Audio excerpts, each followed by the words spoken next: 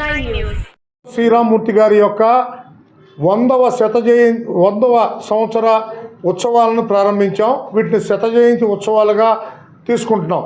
ఈ సందర్భంగా బాటం శ్రీరామ్మూర్తి గారి గురించి చాలామందికి చాలా ఆలోచనలు ఉన్నాయి. వారికి సంబంధించినటువంటి వ్యక్తులందరూ ఈ సంవత్సరంలో క్రోడీకరిస్తాం.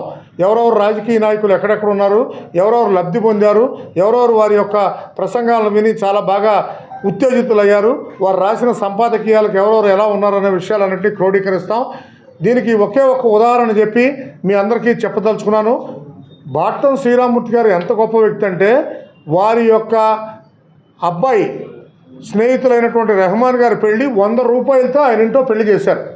అంటే మీరు అర్థం చేసుకోండి ఆయన యొక్క గొప్పతనం. అదేవిధంగా ఆయన కూడా చాలా గొప్ప వ్యక్తి. పే బ్యాక్ టు సొసైటీకి మారు పేరైనటువంటి ఆయన యొక్క జీవితం చాలా చాలా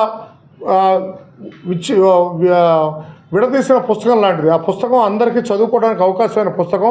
ఆయన చాలా కష్టపడి స్వాతంత్ర సమరయోధుడు, అదేవిధంగా మాజీ శాసనసభ్యులు, మాజీ మంత్రి, అదేవిధంగా చాలా మందికి రాజకీయ గురువుగా ఉన్నారు.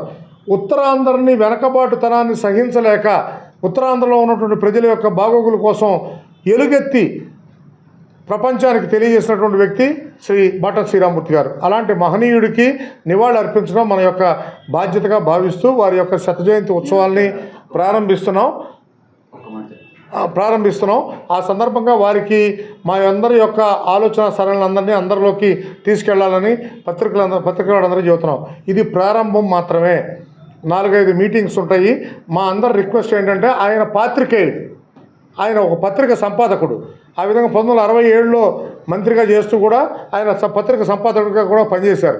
అందువల్ల మనందరి బాధ్యత ఏంటి, మనం పత్రికల్లో పనిచేస్తూ పే బ్యాక్ టు సొసైటీ మీరు చేస్తున్నటువంటి విధానంగానే ఆయన కూడా పే బ్యాక్ టు సొసైటీ చేశారు.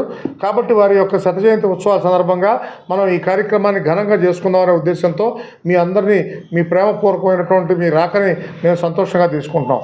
ధన్యవాదాలు. దీన్ని రాష్ట్రం మొత్తానికి పంపించాల్సిందిగా మీ అందరినీ రిక్వెస్ట్ చేస్తున్నాను. వారి సొంత మనవరాలి భర్త ప్రసాద్ గారు ఉన్నారు. వారు ఒక్క నిమిషం మాట్లాడతారు, క్లోజ్ అయిపోతుంది. ఒక్క విషయం అంటే, కాకపోతే న్యూజిలాండ్, ఆస్ట్రేలియాలో డిఫరెంట్ కెపాసిటీస్లో తిరిగినట్టు అక్కడ నా అనుభవాల దృష్ట్యా చెప్పేది ఏంటంటే, ఒక వ్యక్తిత్వం, విలువలతో కూడిన రాజకీయం, ఒక పర్సనల్ వాల్యూస్ కూడా దాటి ఖండాంతరాలు కూడా ఎలా వ్యాపిస్తున్నది నేను చూశాను. ఆ విషయం చెప్తాను. ధన్యవాదాలు. Thank you.